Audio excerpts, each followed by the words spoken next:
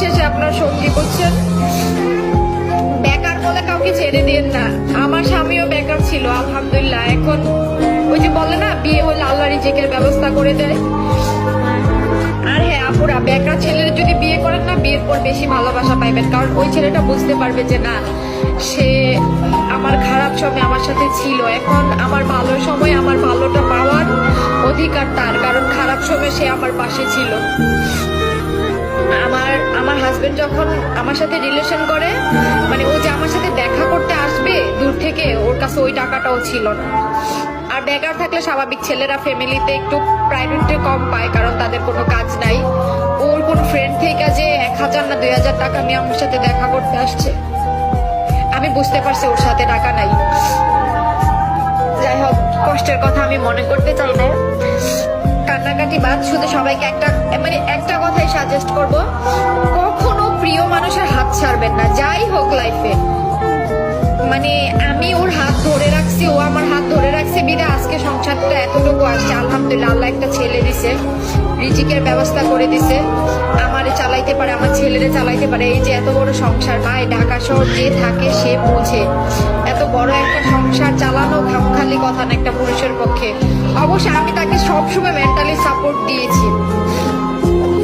আমার এখনো এই জিনিসটা ভালো লাগে যখন আমার হাজব্যান্ড আমাকে বলে যে দেখো, তুমি আমাকে অনেক সাপোর্ট দিছো মেন্টালি।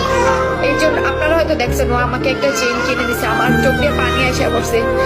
আমার বিয়ের 1.5 বছর পর আমার কানে জিনিস উঠছে, আমার গলায় চেইন উঠছে। আমার অনেক শখ ছিল, মানে আমার আত্মীয় তো অনেকের বিয়ে হয়েছে না, সবাই গহনা পড়তো, আমার অনেক শখ ছিল।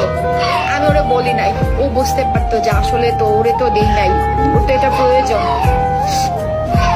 যাই হোক, এত কথা বলবো না, শুধু একটা কথাই বলবো যে পুরুষ মানুষদেরকে কষ্ট দিয়ে না, তাদের মনটা অনেক নরম হয়, তারা আসলে নিজেদের জন্য কিছু করে না। যেমন আমি আমার হাজবেন্ডকে দিয়ে দেখি, ও আসলে নিজের জন্য কিছু করে না, সবসময় আমার কথা শায়ের কথা চিন্তা করে যে আমাদের কি লাগবে, আমাদের কোনো কিছুর কমতি আছে কিনা। ওরা নিজেদের দিকটা দেখে না, ওরা নিজেদের জীবন শেষ করে দেয় কষ্ট করতে করতে, নিজেদের দিকে তাকায় না। এই জন্য বলবো, মানে মেয়েদেরকে বলবো, প্লিজ একটু স্বামীর সেবা করবেন, স্বামীকে সম্মান করবেন। আর যার সাথে সম্পর্ক আসো, বেকার বলে কেউ ছেড়ে দিও না। ফ্যামিলির অজুহাত, আমি পারলে পারতাম করে আমার ফ্যামিলির অজুহাত দেখে চলে যেতাম, কারণ ও নিজেই দেখছে যে আমার ফ্যামিলি থেকে আমার অনেক চাপ দিত, কিন্তু আমি যাই নাই। গেছে এতক্ষণ আসছে, এই আমার ভালোবাসার মানুষ, আলহামদুলিল্লাহ আমি তাকে পাইছি। সবার ভালোবাসা, আপনি একটু বসেন না, একটু সবাইকে বলেন না যেন ভালোবাসা মানুষকে ছেড়ে না যায়। আচ্ছা এটা পার্ট 2 যদি দেখেন তাহলে আপনারা আরো কষ্ট পাবেন, আমি পার্ট 2টা নিয়ে আসবো। আচ্ছা ওইটা কিন্তু আমি আমারটা কথা বলি, আপনি আমার খুশি না? খুশি কেন না, যারে চাইছি, যারে ভালোবাসছি, যাকে ফিল করছি, যাকে নিয়ে রাতে ঘুমানোর সময় স্বপ্ন দেখছি যে তাকে নিয়ে থাকবো, সারাটা জীবন কাটাবো, বাবু হবে, সংসার হবে, ফ্যামিলি হবে, এই যে সবই বুঝছি।